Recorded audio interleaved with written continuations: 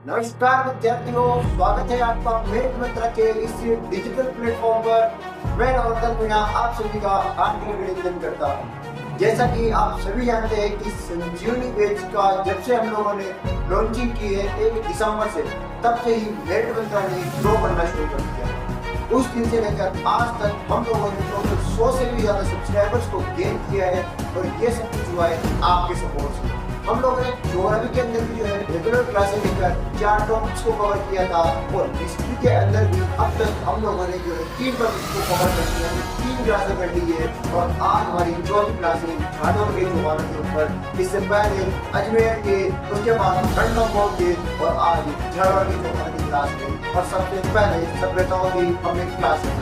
इसी प्रकार से हमने ज्योग्राफी को भी कवर किया है। अब इतना सब कुछ बेटर होने के बाद में अब जो है हमारे पास में नोट्स भी हो चुके हैं, हमारे पास में वीडियो लेक्चर्स भी हो चुके हैं, पर रिवीजन के लिए टेस्ट नहीं है। तो अब हम लोग अपनी वेबसाइट को आज लॉन्च करने वाले हैं और लॉन्चिंग के साथ ही आप लोगों को हमारे उस वेबसाइट के ऊपर मिलेंगे।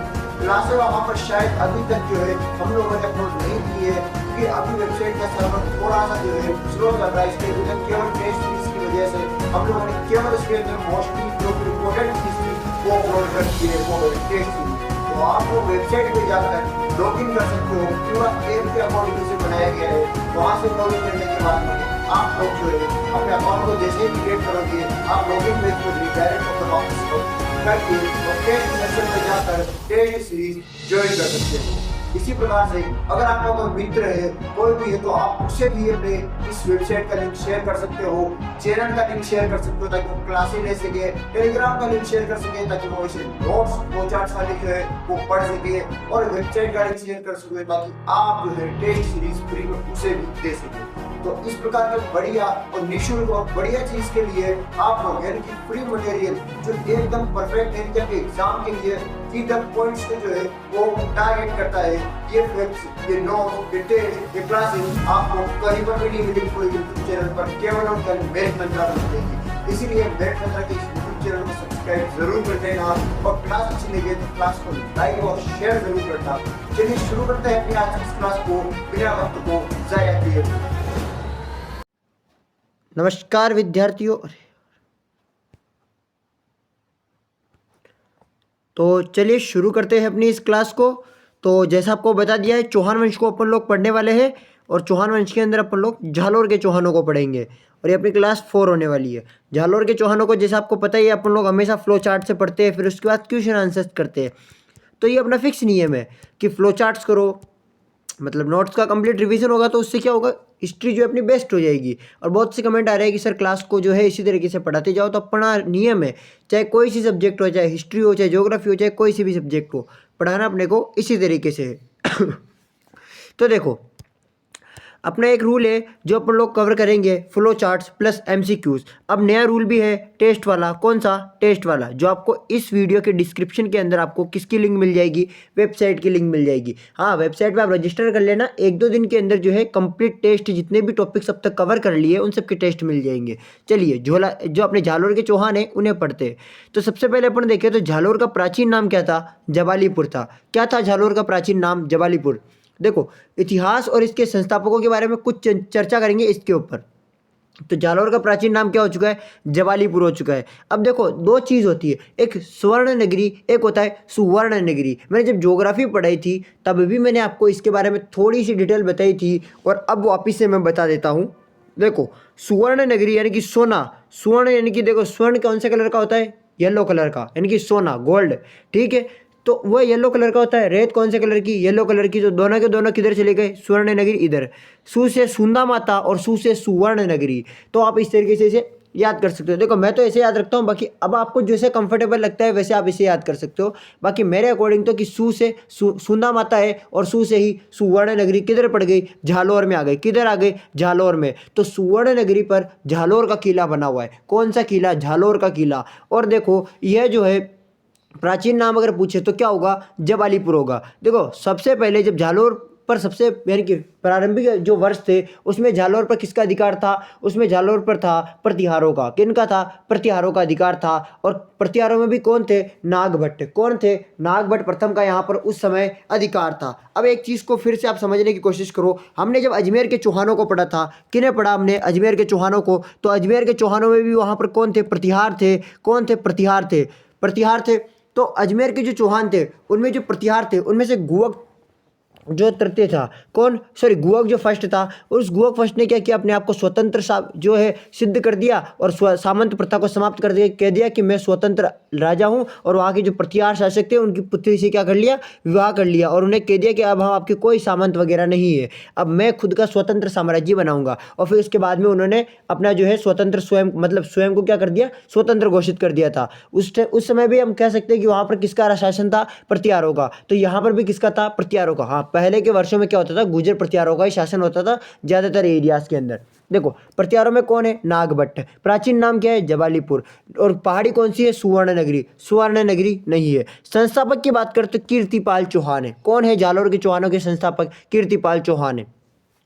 नागभट्ट प्रथम के बाद में दूसरे राजा आए, दूसरे वंश के राजा आए। तो उस समय जब कीर्तिपाल ने आक्रमण किया था, किसने? कीर्तिपाल ने आक्रमण किया। उस समय वहां का राजा था कुंतपाल परमार। कौन था? कुंतपाल परमार। अब कुंतपाल परमार वहां का राजा था, तो कुंतपाल परमार को किसने पराजित कर दिया? कीर्तिपाल ने। किसने कर दिया? कीर्तिपाल चौहान ने। और कब की बात है? सन 1181 की बात है। सन 1181 की बात है। कुंतपाल परमार को पराजित कर दिया गया। किसके द्वारा? कीर्तिपाल के द्वारा। और फिर चौहान वंश की क्या कर दी? स्थापना कर दी। चौहान वंश की जब स्थापना हो जाती है तो वहाँ का जो है शासन कौन बनता है? सबसे पहला वाला कीर्तिपाल चौहान। अब ये चौहान कहाँ से आए थे? जैसे रणथंभौर के चौहान अजमेर से आए थे। कहाँ से आए थे? अजमेर से आए थे। वैसे ये चौहान कहाँ से आए थे? नाडोल की शाखा से आए थे।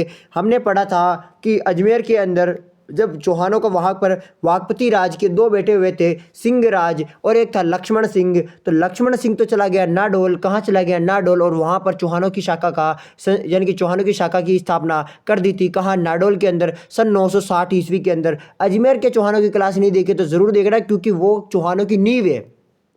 इन चौहानों की नींव कौन है? अजमेर के चौहान। तो अजमेर के चौहान से लक्ष्मण देव निकला 960 ईस्वी के अंदर और उसने नाडोल के अंदर चौहानों की शाखा की स्थापना की। और उसी नाडोल शाखा के एक राजा का नाम था अलहण। क्या नाम था राजा का नाम? अलहण था। उसी के पुत्र का नाम था कीर्तिपाल। अलहण के पुत्र का नाम था कीर्तिपाल। और उसी कीर्तिपाल ने सन 1183 में कुंतपाल परमार को पराजित करके चौहान वंश की स्थापना कर दी। यहाँ तक सब क्लियर है? अगर यहाँ तक क्लियर है तो वीडियो को फटाफट लाइक कर देना और कमेंट में बता देना कि आपको कहाँ तक समझ में आ चुका है, कहाँ समझ में नहीं आया, वो पॉइंट भी जरूर बताना।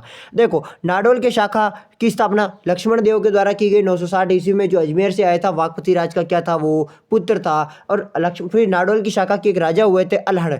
अलहण के पुत्र का नाम था कीर्तिपाल चौहान। कीर्तिपाल चौहान ने सन 1181 में कुंतपाल परमार को पराजित किया और चौहान शाखा की स्थापना कर दी। यहाँ तक सब कुछ क्लियर हो चुके हैं। अब देखो, सुंदा माता हमें देखनी है। सुंदा माता अभिलेख। सुंदा माता अभिलेख के अंदर जो है कीर्तिपाल चौहान को क्या कहा गया है? राजशेखर कहा गया है। क्या कहा गया है? सुंदा माता अभिलेख के अंदर कीर्तिपाल चौहान को राजशेखर कहा गया है। वहीं नेणसी, मोहनोत नेणसी के द्वारा कीर्तिपाल चौहान को कि तू एक महान शासक, क्या कहा गया है? कि तू एक महान शासक। क्वेश्चन आए हुए हैं कि तू एक महान शासक कौन से राजा के लिए प्रयोग में लिया गया है, या फिर राजशेखर कौन से राजा को कहा जाता है? बहुत से कंफ्यूजन में आ जाते हैं। ऐसे क्वेश्चन बनता है कि सुंदा माता अभिलेख के अंदर राजशेखर शब्द किस राजा के लिए प्रयुक्त किया गया है? आपका आंसर होना चाहिए कीर्तिपाल चौहान। नेणसी के द्वारा यहाँ पर कि तू एक महान शासक किस राजा को कहा गया है? कीर्तिपाल चौहान को कहा गया है। इन्हीं कीर्तिपाल चौहान ने जांगलेश्वर महादेव मंदिर का क्या करवाया था? निर्माण करवाया था। कहाँ करवाया होगा? झालोर में ही करवाया होगा, क्योंकि झालोर के राजा थे। तो जांगलेश्वर महादेव मंदिर का निर्माण कहाँ करवाया था? इन्होंने झालोर के अंदर करवाया। किन्होंने? कीर्तिपाल चौहान ने। देखो, जब मोहनोत नेणसी की बात आई है तो छोटी सी कुछ डिटेल मोहनोत नेणसी के बारे में अपन लोग देखें तो मोहनोत जो नेणसी थे इतिहासकार, इन्होंने ये कहाँ के दीवान थे? सबसे पहले ये दीवान थे मारवाड़ के राजा जसवंत सिंह के। कहाँ के किन के दीवान थे? मारवाड़ के राजा जसवंत सिंह के क्या थे? ये दीवान थे। मारवाड़ के राजा जसवंत सिंह के दीवान थे और इनके द्वारा दो ग्रंथ यानी कि दो पुस्तकें लिखी गई थी, यानी कि दो चीज़ें लिखी गई थी। एक तो मारवाड़ का प्रगनारी विगत, जिसे राजस्थान का गजेटियर कहते हैं। मारवाड़ का प्रगनारी विगत यानी कि प्रगनारी विगत जो है इसके अंदर राजस्थान का इसे क्या कहते हैं, गजट, यानी कि गजट का मतलब होता है बजट। क्या होता है, बजट, यानी कि लेखा जोखा, जितना भी पैसा वगैरह जो भी आय व्यय जो भी है वो सारा का सारा किसके अंदर लिखा हुआ था, मारवाड़ रे प्रगनारी विगत के अंदर। और एक लिखा था मोहनोत नैणसीरी ख्यात, क्या एक इन्होंने क्या लिखा, मोहनोत नैणसीरी ख्यात भी लिखा था।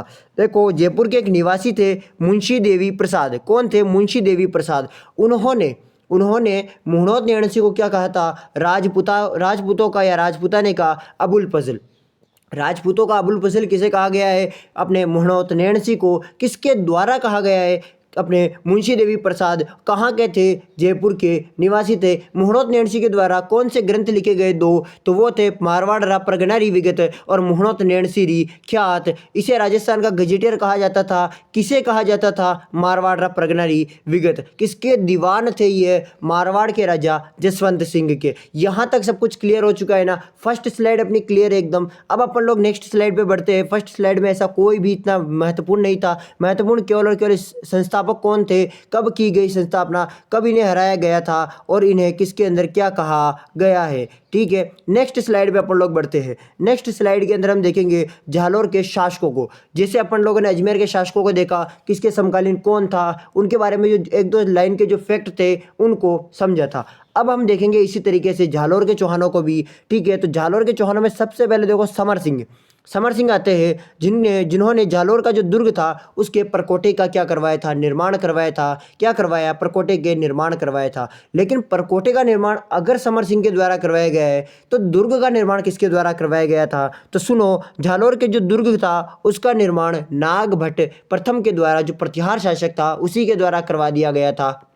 जो हम शुरू में पढ़ के आ चुके हैं, किसी यहाँ पर पहले प्रतिहारों का राज था प्रारंभिक समय के अंदर और उनमें भी नागभट्ट प्रथम था। जब ये फर्स्ट में आए थे तो फर्स्ट में ये क्या बना गए, किला बना गए। अब नए वापस आए तो वो वापस किला नहीं बनाए थे, उन्होंने कोई किला नहीं बनाया, वो उसी किले के अंदर रह रहे थे। बस उस किले के परकोटे का निर्माण करवाया गया था। लेकिन परकोटे का निर्माण किसके द्वारा कराया गया, समर सिंह के द्वारा करवाया गया। परकोटे का निर्माण किसके द्वारा करवाया गया, समर सिंह के द्वारा करवाया गया था। अब देखो जो समर सिंह था उसने शादी किससे की, उसने अपनी बेटी की शादी, यानी कि समर सिंह की जो बेटी थी उसका नाम था लीला देवी। समर सिंह की बेटी का नाम था लीला देवी और इस बेटी की शादी उसने भीम सिंह द्वितीय चालुक्य शासक था उससे करवा दी थी। गुजरात के भीम सिंह द्वितीय से किसकी शादी करवा दी गई थी, बेटी लीलावती की। किसकी पुत्री थी, वह समर सिंह की पुत्री थी। समर सिंह का एक मुख्य फैक्ट यही है कि इन्होंने दुर्ग के परकोटे का निर्माण करवाया था। जालोर दुर्ग के परकोटे का निर्माण किसके द्वारा करवाया गया, समर सिंह चौहान के द्वारा।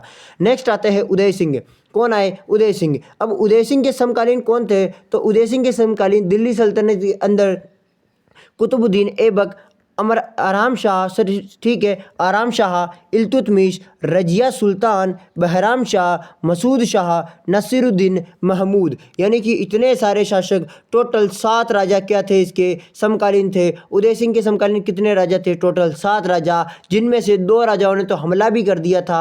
कौन थे वो, एक तो था इल्तुतमिश और एक था नासिरुद्दीन महमूद। टाइम पीरियड देख लो, इल्तुतमिश का 1228 है और नासिरुद्दीन महमूद ने 1248 के अंदर कहीं 1254 भी देखने को मिलता है। तो यहाँ पर इन्होंने इस टाइम पर क्या किया, आक्रमण किया था, लेकिन क्या हुआ, असफल रहे। लेकिन क्या रहे, असफल रहे ये। ठीक है, इसके बाद आते हैं चाचिक देव। ठीक है, चाचिक देव के जो समकालीन थे वो थे 2 राजा, नासिरुद्दीन महमूद और बलबन। देखो नासिरुद्दीन महमूद के बाद में उदय सिंह की मृत्यु हो गई, फिर चाचिक देव बने, तो नासिरुद्दीन महमूद और नासिरुद्दीन महमूद के बाद के बलबन आए।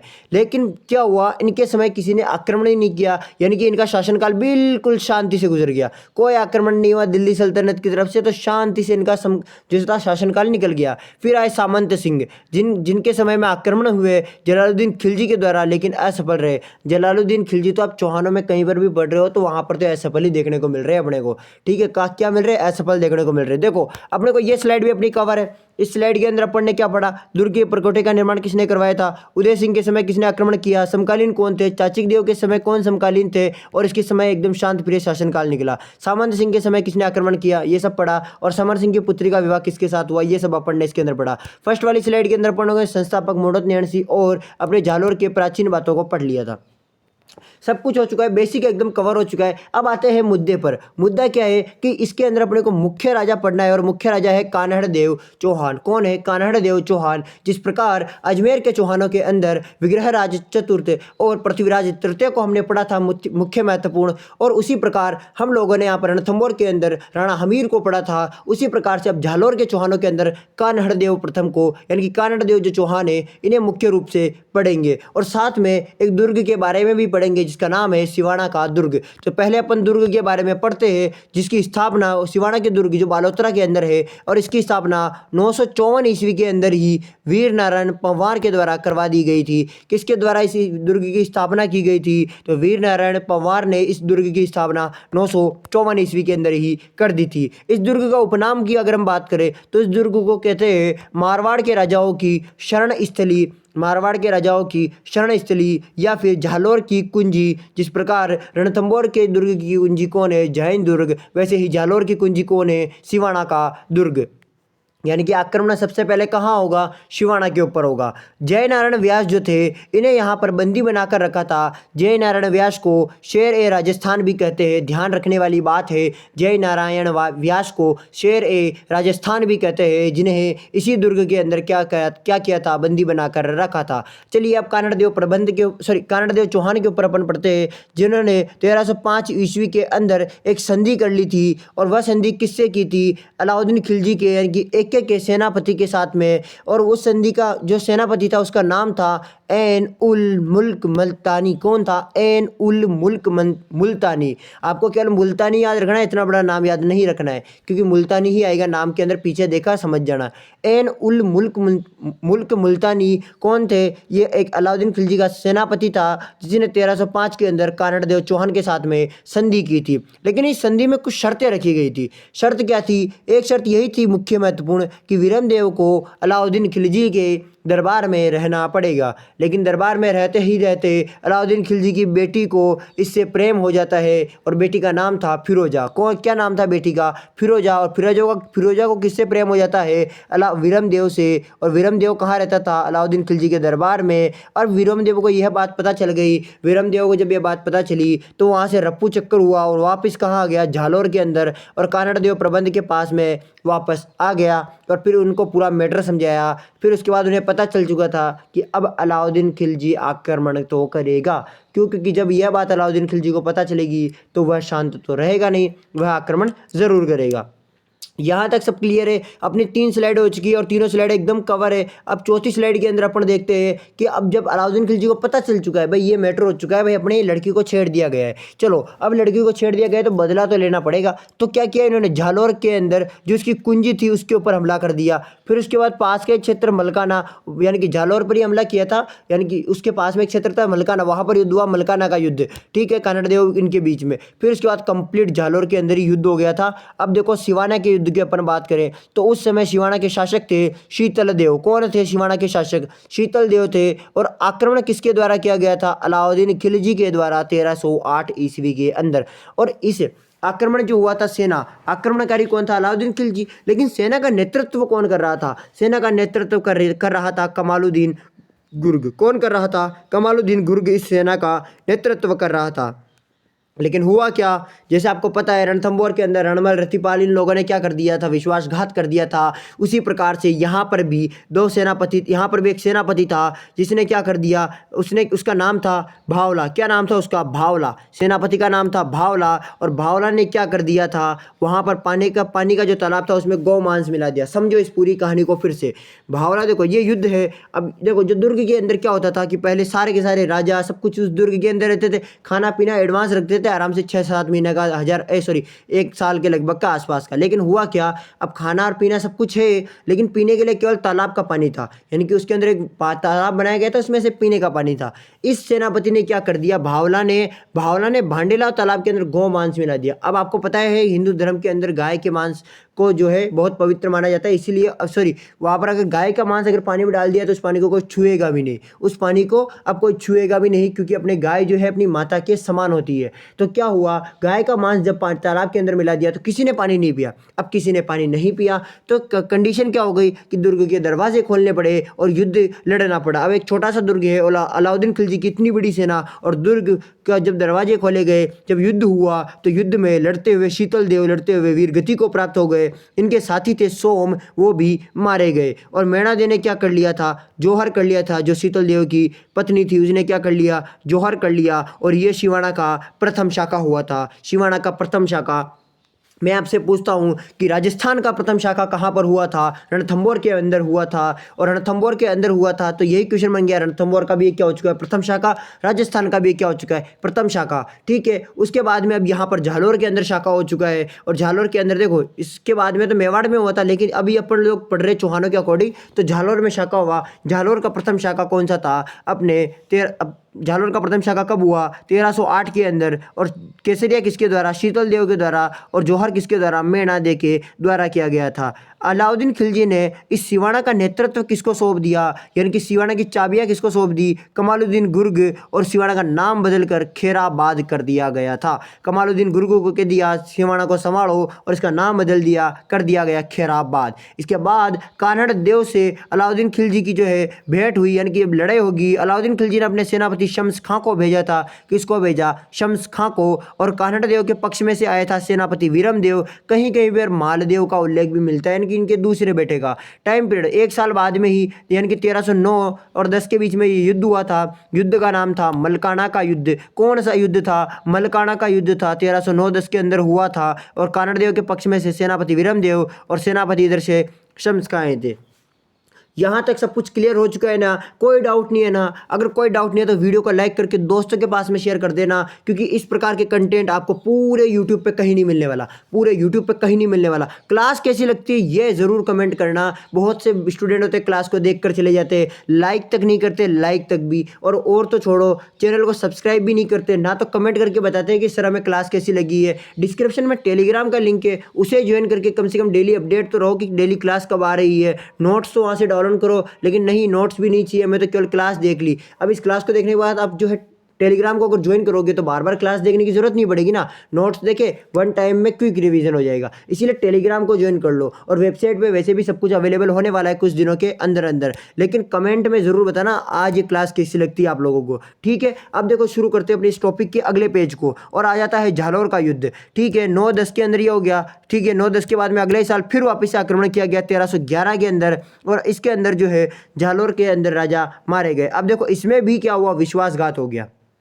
झालोर का सेनापति कौन था उस समय, बीका दहिया। कौन था, बीका दहिया राजपूत था। और इसने क्या कर दिया था, यहाँ पर झालोर के जो कच्ची दीवारें थी उसके बारे में अलाउद्दीन खिलजी को बता दिया। और अलाउद्दीन खिलजी की सेना उस दीवारों को तोड़कर झालोर के दुर्ग में प्रवेश कर गई थी। और इसकी जानकारी वो फिर उसके बाद में अपनी पत्नी को देता है कि अब तो हम लोग राजा बन जाएंगे। अलाउद्दीन खिलजी ने कहा कि मैं तुम्हें राजा बना दूंगा यहाँ का। तो इसने कहा कि मैं राजा, तू रानी बन जाएगी। और इतने में ही फिर हीरादे को ये पता चला, और हीरादे ने क्या किया, अपने पति को जहर देकर वहीं पर मार दिया। कहीं कहीं पर गर्दन काट के राजा को देने का भी कहा जाता है, लेकिन इसमें कहा गया है कि जहर देकर अपने पति को मार दिया। और उसके बाद में इसने राजा को जाकर कहा, तो फिर राजा संभले और फिर उन्होंने युद्ध किया। लेकिन परिणाम यही हुआ कि यह लड़ते हुए वीरगति को प्राप्त हो गए। रानी जयमल ने, यानी कि रानी जयमल दे ने जौहर कर लिया था। और वीरम देव के द्वारा यहाँ पर आशापुरा माता के अंदर आत्महत्या कर ली गई। कान्हड़ देव के जो कान्हड़ देव था वह वीरगति को प्राप्त हो गए केसरिया करते हुए। और उसके बाद देखो यहाँ पर जो फिरोजा थी, जो वीरम देव की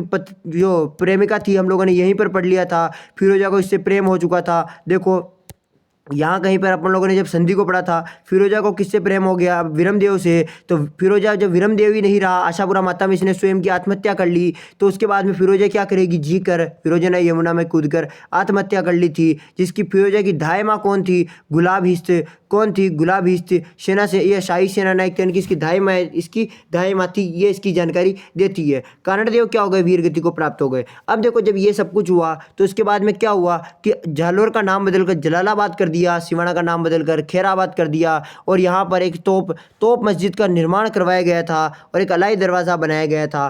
तोप मस्जिद का निर्माण अपनी पुत्री फिरोजा की याद में करवाया गया था। अलाई दरवाज़ा भी बनवाया गया था। और इन सब की जानकारी कहाँ पर मिलती है, इन सब की जानकारी मिलती है पद्मनाभ के कृत्य, पद्मनाभ के द्वारा लिखे गए कानड़ प्रबंध के अंदर और वीरमदेव सोनगरारी वाद के अंदर इन सब चीज़ों की जानकारी मिलती है। अब अलाउद्दीन खिलजी ने आक्रमण क्यों किया, तो एक यानी कि अलाउद्दीन खिलजी की साम्राज्यवादी की नीति, गुजरात अभियान के रास्ते रोक दिया गया। यानी कि उस समय गुजरात अभियान पे जब अलाउद्दीन खिलजी जा रहा था तो रास्तों को रोक दिया गया था। दिल्ली दरबार में सम्मान सूचक शब्दों का अभाव और चुनौती। क्या हुआ, दिल्ली दरबार के अंदर जो कानड़देव दरबार को बुलाया गया और वहाँ पर सम्मान सूचक शब्दों का प्रयोग नहीं किया गया और कानड़देव प्रबंध ने चुनौती दे दी कि अगर एक राजपूत का सम्मान यहाँ नहीं हो रहा है तो वो यहाँ पर बैठकर क्या करेगा, और वो वहाँ से उठकर आ गए और चुनौती देकर आ गए अलाउद्दीन खिलजी को। यह भी एक इसका कारण रहा हुआ है। और फिरोजा का और विरमदेव की प्रेम की कहानी, ये भी इसका कारण रहा हुआ है। प्रेम के कारण तो हिंदुस्तान की सल्तनत से हिंदू चले गए। देख लो, जो अपने यहाँ पर पृथ्वीराज चौहान थे उन्होंने प्रेम किया था संयोगिता से, और उनके पिता जो थे उन्होंने वहाँ से मोहम्मद गजनवी को बुला लिया। और अगर वो ऐसा कुछ होता रही तो उनके पिता उनको नहीं बुलाते, उसको नहीं बुलाते मोहम्मद गजनवी को, और आज वह जो है युद्ध नहीं होते। और पृथ्वीराज चौहान जो है वहाँ से आज भी यानी कि आज भी दिल्ली पर हिंदुओं का शासन होता है। एक सीधी सी बात यही है, क्योंकि देखो प्रेम, अगर यहाँ पर जो जयचंद गढ़वाल था उसने क्या किया, मोहम्मद गजनवी को बुला लिया। क्यों बुलाया था, क्योंकि उसको पता है पृथ्वीराज चौहान को हराना अपने बस की बात नहीं है, तो उसने बाहर के लोगों की सहायता ली। और बाहर के लोगों को अगर बुलाएंगे तो सीधी सी बात है, बाहर के लोग तो यहाँ पर अपना स्वार्थ देखकर हिंदुस्तान में रहेंगे। क्योंकि शुरू से ही आपको पता है, अपने इतिहास पढ़ते हुए आ रहे कि बाहर के जितने भी जो तुर्की वगैरह आए हुए, कोई भी आए हुए, सबको भगाया गया है हिंदुस्तान से, किसी को प्रवेश तक नहीं करने दिया गया है। सिकंदर जैसे आदमी को यहाँ पर प्रवेश नहीं करने दिया गया है। अब आप खुद सोच सकते हो कि अगर अपन खुद ही अगर आगे से बुलाएंगे तो फिर उसके बाद वो आएंगे और फिर बाद में हिंदुस्तान पे तो राज करेंगे ही सही। तो चलो, अब ये प्रेम की कहानियां तो होती रहेगी, इसलिए ध्यान रहे, आप भी सावधान रहे, सतर्क रहे। ऐसी कंडीशन में अपने पैरों को पीछे खिसका ले। चलिए अब अपन लोग अपने क्वेश्चन आंसर्स को करते हैं। बहुत हो चुकी है बातें, ठीक है। सबसे पहला क्वेश्चन आता है, सुंदा माता अभिलेख में कीर्तिपाल चौहान को किस उपाधि से संबोधित किया गया है? सुंदा माता अभिलेख के अंदर क्या कीतू एक महान शासक किया गया है, या राजशेखर किया गया है, या झालोर का रक्षक, या राजपूताने का अबुल फजल? समझो, हर एक चीज़ को, हर एक फैक्ट क्लियर होना चाहिए। झालोर कीतू एक महान शासक कहा गया है मुहणोत नैणसी को। किसने कहा है कीतू एक महान शासक? मुहणोत नैणसी ने कहा है। मुहणोत नैणसी ने किसको कहा है? अपने जो है कीर्तिपाल चौहान को क्या कहा है कि तू एक महान शासक है। वहीं राजशेखर जो है सुंदा माता अभिलेख के अंदर इसकी जानकारी मिलती है कि कीर्तिपाल चौहान को राजशेखर सुंदा माता अभिलेख के अंदर कहा गया है। मुहणोत नैणसी ने कीतु महान शासक कहा है। वहीं पर राजपूताने का अबुल फजल मुहणोत नैणसी को जयपुर के निवासी मुंशी देवी प्रसाद ने कहा है। देखो, मुंशी देवी प्रसाद ने किसे राजपूताने का अबुल फजल कहा है, तो वो कहा गया है मुहणोत नैणसी को। अभी जस्ट अपन लोग यहाँ पर पढ़कर आए थे। झालोर दुर्ग का निर्माण मूल रूप से किस शासक के द्वारा करवाया गया था? तो झालोर के दुर्ग का निर्माण मूल रूप से नागभट्ट प्रथम के द्वारा करवाया गया था। जो कौन से वंश का राजा था? प्रतिहार शासक था। कौन सा शासक था? प्रतिहार शासक था, जिसके द्वारा झालोर के दुर्ग क्या करवाया गया था? निर्माण करवाया गया था। लेकिन झालोर में चौहान वंश की स्थापना कीर्तिपाल चौहान के द्वारा करवाई गई थी, और सिवाना दुर्ग की स्थापना वीर नारायण पवार के द्वारा 960 ईस्वी के अंदर स्थापना की गई थी। चलिए नेक्स्ट देखो, सिवाना दुर्ग की स्थापना, ठीक है, 954 ईस्वी है। सिवाना दुर्ग की स्थापना वीर नारायण पवार के द्वारा किस वर्ष की गई थी? 954 ईस्वी के अंदर। 960 ईस्वी के अंदर तो नाडोल के चौहानों की स्थापना की गई थी। 954 ईस्वी के अंदर वीर नारायण पवार के द्वारा सिवाना दुर्ग की स्थापना की गई थी। अलाउद्दीन खिलजी ने सिवाना दुर्ग को जीतने के बाद उसका नाम बदलकर क्या रख दिया गया था? क्या रख दिया? खैराबाद। क्या रख दिया? खैराबाद, सिवाना का नाम। और जलालाबाद किसका रख दिया गया था? जलालाबाद रख दिया गया था झालोर का। किसका? झालोर का रख दिया गया था। झालोर का नाम क्या रख दिया गया था? जलालाबाद। और जब प्राचीन नाम की अगर पूछ ले झालोर के, तो झालोर का प्राचीन नाम था जबालीपुर। क्या था? जबालीपुर। क्या था? जबालीपुर इसका प्राचीन नाम था। आगे देखो, झालोर के किस शासक के समय दिल्ली सल्तनत में कोई भी आक्रमण नहीं हुआ था? ऐसा कौन सा शासक था जिसका समय एकदम शांति से गुजर गया? कौन सा शांति से गुजर गया? और शांति से चाचिक देव का समय काल निकला था, शांति से, एकदम शांति से निकला था। ठीक है, 1308 ईस्वी के अंदर जो सिवाना का युद्ध हुआ था उसमें विश्वासघात करने वाला सेनापति कौन था? अब देखो, 1308 में सिवाना के युद्ध के अंदर देखो, बीका दहिया ने तो झालोर के युद्ध के अंदर किया था। झालोर में जो युद्ध हुआ था उस समय किया था इसने तो। लेकिन भावला ने भांडेलाव तालाब के अंदर गोमांस मिलाकर उस समय क्या किया गया था? विश्वासघात किया था। किसने? भावला ने, जिसने भांडेलाव तालाब के अंदर क्या मिला दिया? गोमांस मिला दिया। और कब की बात है? 1308 की बात है। किस युद्ध को मलकाना का युद्ध कहा जाता है? किस युद्ध को मलकाना का युद्ध कहा जाता है और यह कब हुआ? देखो यहाँ पर कब वाला टाइम पीरियड तो दिख नहीं रहा है, लेकिन मैं आपको बताऊं, सिवाना के युद्ध को मलकाना का युद्ध कहते हैं? नहीं, सिवाना का तो खुद का प्रॉपर युद्ध था। जालोर का मुख्य युद्ध नहीं, ये भी खुद का प्रॉपर युद्ध था, 1311 में हुआ था। सिवाना का 1308 में हुआ था। जलालुद्दीन के आक्रमण के समय? नहीं, जलालुद्दीन के आक्रमण के समय तो कोई ये युद्ध की जानकारी नहीं है, लेकिन जलालुद्दीन के आक्रमण के समय को काल को मलकाना का युद्ध नहीं कहते।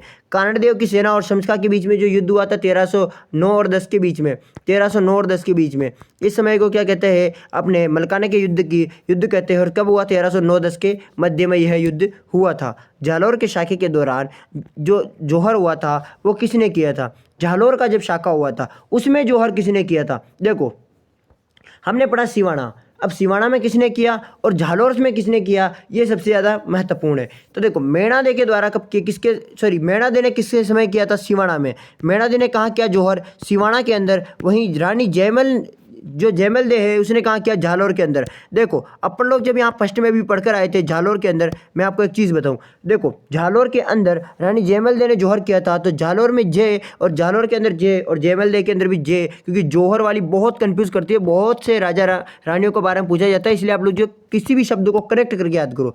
जालोर के अंदर जयमल दे और मेणादे के द्वारा सिवाना। जालोर के अंदर जयमल दे, मेणादे के द्वारा सिवाना। अलाउद्दीन खिलजी की शाही सेना नायक कौन थी, जिसका उल्लेख जालोर युद्ध के संदर्भ में मिलता है? शाही सेना नायिका कौन थी जिसने फिरोजे की दायमा भी कहते हैं? कौन थी वो? कौन थी? गुलाब हिस्त। कौन थी? गुलाब हिस्त। जो कौन थी? फिरोजा की। इस फिरोजा की क्या थी वो? दायमा। क्या थी? दायमा थी। ठीक है, और शाही सेना नायक भी थी। इसका उल्लेख जालोर के युद्ध के संदर्भ में भी मिलता है। विश्वासघाती जो बीका दैया था, इसकी हत्या किसने की थी? इसी की पत्नी ने क्या कर दिया? इसे जहर दे दिया। क्या कर दिया? जहर दे दिया। उसकी पत्नी का क्या नाम था? हीरा दे था। क्या था इसकी पत्नी का नाम? हीरा दे था।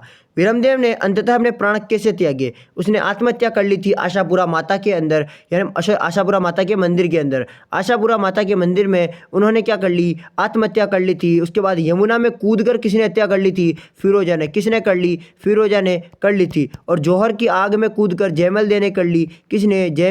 जयमल दे ने कर ली थी। और युद्ध के मैदान में लड़ते हुए अपने जो कानड़देव थे वो वीर गति को प्राप्त हुए थे। निम्न में से किसे जालोर दुर्ग की कुंजी कहा जाता है? तो सिवाना दुर्ग को क्या कहा जाता है? जालोर दुर्ग की कुंजी कहा जाता है। वहीं रणथंभौर दुर्ग की कुंजी होती है जैन। कौन सा दुर्ग? जैन दुर्ग। रणथंभौर दुर्ग की कुंजी। तो इसका राइट आंसर क्या हो जाएगा? बी वाला अपना राइट आंसर हो जाएगा। 1228 ईस्वी में जालोर के शासक जो उदय सिंह था, इस पर किसके द्वारा आक्रमण किया गया था? 1228 की बात की जा रही है। ठीक है, नासिरुद्दीन महमूद ने तो 1248 के अंदर किया था। कब किया? 1248 या कहीं पर 54 भी मिल जाता है, लेकिन इल्तुतमिश के द्वारा कब किया गया था? 1228 के अंदर उदय सिंह के शासनकाल में किया गया था। कब किया गया? उदय सिंह के शासनकाल के अंदर किया गया था। बलबन ने तो जिस टाइम पे चाचक देव था उस समय इसका शासनकाल था, तो इसने कहीं पर भी आक्रमण नहीं किया था चाचक देव के समय पर। तो देखो, कानड़देव की जानकारी किन मुख्य स्रोतों में मिलती है? तो कानड़देव जो चौहान है, इनकी जानकारी खुद के नाम से कानड़देव प्रबंध जो पद्मनाभ के द्वारा कृत है। इसके अलावा कानड़देव प्रबंध के अलावा भी एक और काव्य है, उसका नाम है वीरम देवरी सोनग्रारी वात, यानी कि वीरमदेव सोनग्रारी वात, और कानड़देव प्रबंध के अंदर इसकी जानकारी मिलती है। और इसी के अंदर जालोर दुर्ग यानी कि जालोर के युद्ध की भी जानकारी मिलती है। किस शासक ने अपनी पुत्री लीला देवी का विवाह चालुक्य शासक भीम द्वितीय से किया था? बहुत महत्वपूर्ण, मैंने बताया था। समर सिंह की पुत्री थी लीला देवी, की शादी चालुक्य शासक भीमदेव के साथ किया गया था। और समर सिंह ने ही जो जालोर का जो दुर्ग था, इसके प्रकोटे का क्या करवाया था? निर्माण करवाया था। जालोर के दुर्ग के प्रकोटे का निर्माण करवाया था। मारवाड़ प्रगनारी विगत को अन्य किस नाम से जाना जाता है? राजस्थान का गजेटियर, जिसे यानी कि राजस्थान का बजट। राजस्थान का गजेटियर मतलब राजस्थान का बजट भी इसे कह सकते हो। अब देखो, आगे अपन क्वेश्चन पे देखते हैं। अलाउद्दीन खिलजी ने जालोर विजय के बाद में कौन सी इमारतें बनवाई थी? अब देखो, अलाउद्दीन खिलजी ने जालोर विजय के बाद में क्या 2.5 दिन का झूपड़ा बनवाया था? नहीं।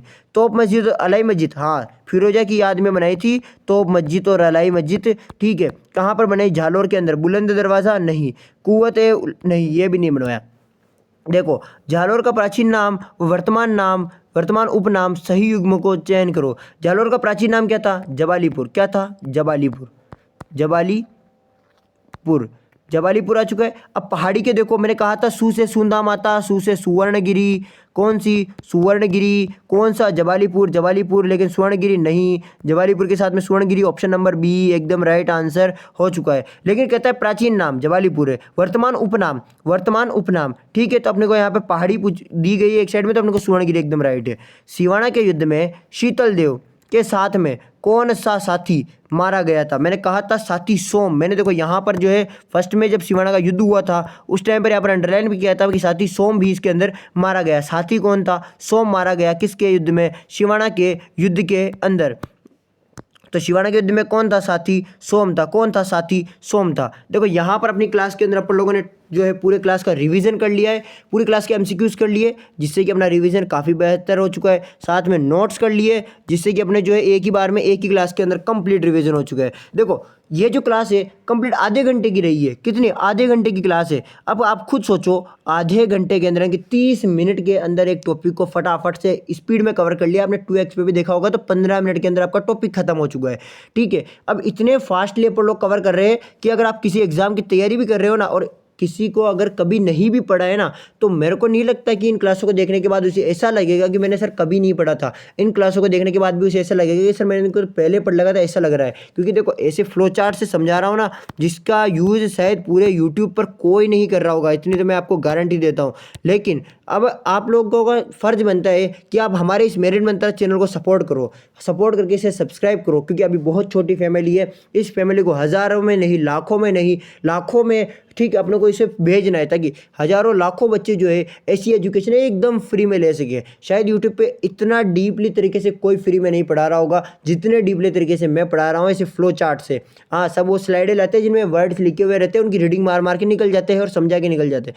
लेकिन जब आप चित्र देखोगे तो आपको ज़्यादा समझ में आएगा। इसीलिए मैं कहता हूँ मेरिट मित्रा को सपोर्ट करो। मेरिट मित्रा आपके लिए और बेहतर शिक्षा लाने की कोशिश करेगा। साथ में फ्री में आपके लिए क्लासें हो चुकी है, फ्री में नोट्स हो चुके हैं, फ्री में टेस्ट सीरीज हो चुकी है, सब कुछ फ्री हो चुका है। बस अब आप लोगों को जो है एक और फ्री का काम करना है, वो है फ्री का बटन दबाना है सब्सक्राइब का, और फ्री का एक बटन दबाना है लाइक वाला, जिसको जो लाइक करेगा फिर उसके बाद में कमेंट कर देना है क्लास कैसी बनी हुई है, ठीक है। अगर कोई चीज़ समझ में नहीं आए तो भी आप कमेंट करो। टेलीग्राम का लिंक डिस्क्रिप्शन में, टेलीग्राम को ज्वाइन करना मत भूलना। डेली क्लास का टाइम 10 बजे सुबह का होता है, लेकिन हम लोग अब इस टाइम को चेंज कर रहे हैं और डेली क्लास का टाइम अब सुबह के 7 बजे का रहेगा। कितनी बजे का रहेगा? सुबह 7 बजे का डेली क्लास का टाइम रहेगा। सुबह 7 बजे डेली क्लास का टाइम रहेगा, तो एक्टिव रहना, ठीक है। डेली एक्टिव रहना। 7 बजे क्लास अपलोड हो जाएगी चैनल के अंदर। चलिए मिलते हैं अब अपनी नेक्स्ट क्लास में, तब तक के लिए जय हिंद जय भारत।